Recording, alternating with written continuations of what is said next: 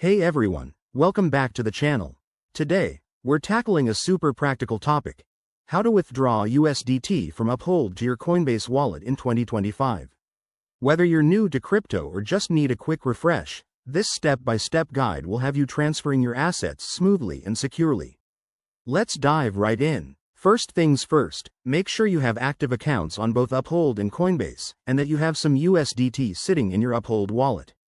Crypto moves can be exciting, but always double-check to avoid any hiccups. Step 1. Log into your Uphold account.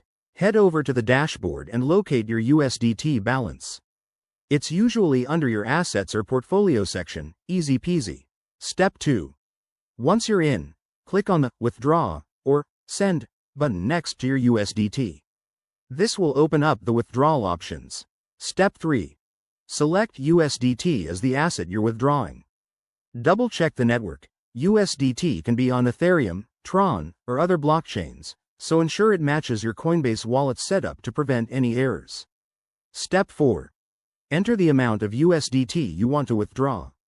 Keep in mind any minimum limits or fees that Uphold might charge. It's always good to review those details. Step 5. Now, switch to your Coinbase wallet. Open the app or website, go to your wallet, and copy the receiving address for USDT. Pro tip: paste it somewhere safe before switching back to avoid typos. Step 6. Back on Uphold, paste the Coinbase wallet address into the recipient field. Take a moment to verify everything. Wrong addresses can lead to lost funds. Step 7. Review the transaction details, including fees, and hit confirm. You'll likely need to approve it with two-factor authentication for added security. Step 8. Sit tight. The transfer might take a few minutes to an hour, depending on network congestion. Once it's done, check your Coinbase wallet to confirm the USDT has arrived. And there you have it. That's how you withdraw USDT from Uphold to Coinbase wallet in 2025.